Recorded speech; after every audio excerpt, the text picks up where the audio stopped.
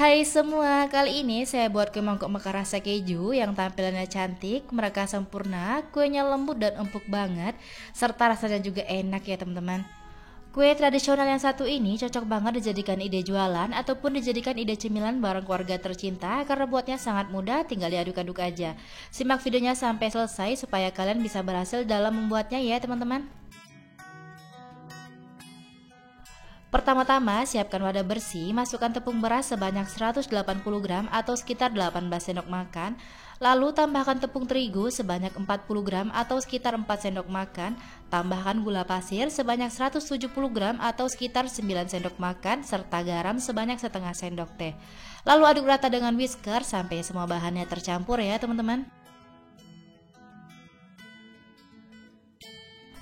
Jika semua bahan udah tercampur rata, lalu masukkan keju oles sebanyak 50 gram. Untuk keju olesnya saya menggunakan merek Procis, boleh juga menggunakan cream cheese ya teman-teman. Setelah itu tambahkan santan sebanyak 300 ml, pastikan santannya suhu ruang ya teman-teman. Lalu aduk rata dengan whisker sampai semuanya tercampur serta bahan-bahannya larut ya teman-teman. Untuk santannya sendiri boleh menggunakan santan segar ataupun santan instan yang ditambah dengan air. Dan untuk kue yang lebih awet gunakan santan yang udah dimasak ya teman-teman. Dan pastikan menggunakan santan dalam keadaan dingin suhu ruang supaya ragi yang digunakan tidak mati nantinya ya teman-teman. Setelah semua bahan tercampur rata dan bahan-bahannya udah larut, lalu tambahkan ragi sebanyak 1 sendok teh. Pastikan ragi yang digunakan masih baru serta ragi yang masih aktif. Lalu aduk rata dengan whisker sampai semuanya tercampur dan raginya larut ya teman-teman. Untuk raginya saya menggunakan merek Vermipan.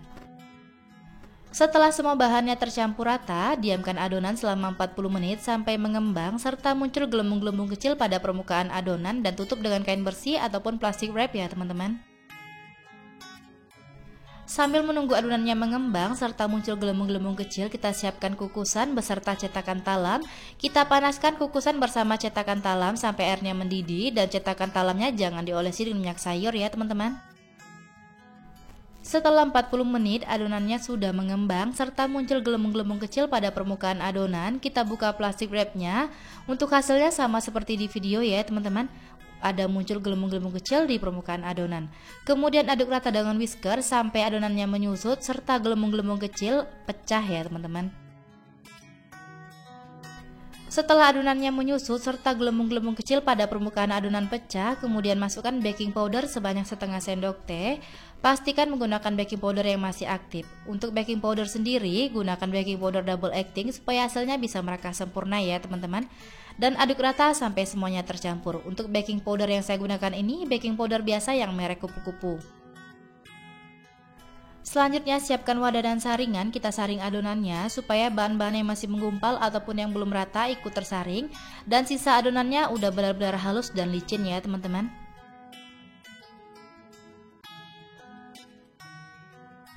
Setelah adonannya kita saring, kita berikan pewarna makanan. Untuk warnanya bebas sesuai selera ya teman-teman. Lalu aduk rata, pastikan sampai tercampur serta pewarna makanannya larut dan gelembung-gelembung kecilnya pecah.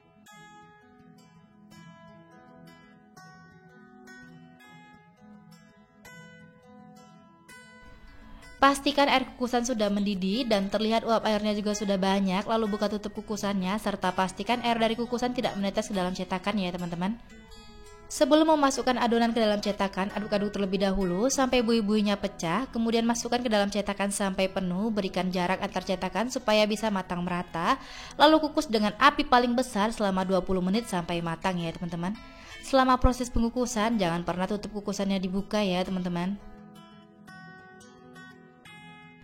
Setelah 20 menit, kue mangkok mekar rasa kejunya udah matang, lalu buka tutup kukusannya, langsung dikeluarkan kue dari kukusan. Setelah dingin baru lepaskan kue dari cetakan supaya kuenya tidak lengket ya teman-teman.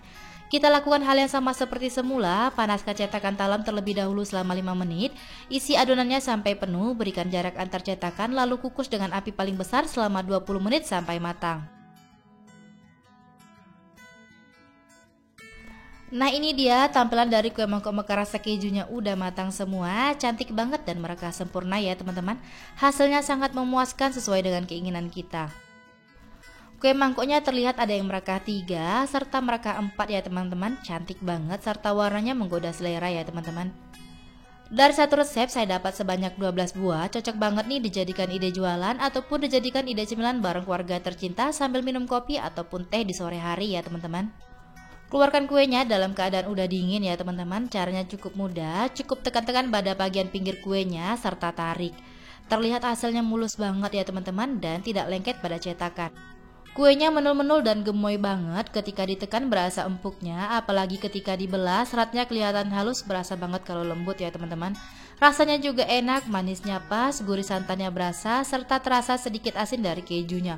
Pokoknya ini kue mantep banget ya teman-teman. Kue ini cocok banget kalian cobain di rumah karena buatnya sangat mudah. Terima kasih sudah menonton video saya, semoga bermanfaat, selamat mencoba, sampai jumpa di video selanjutnya.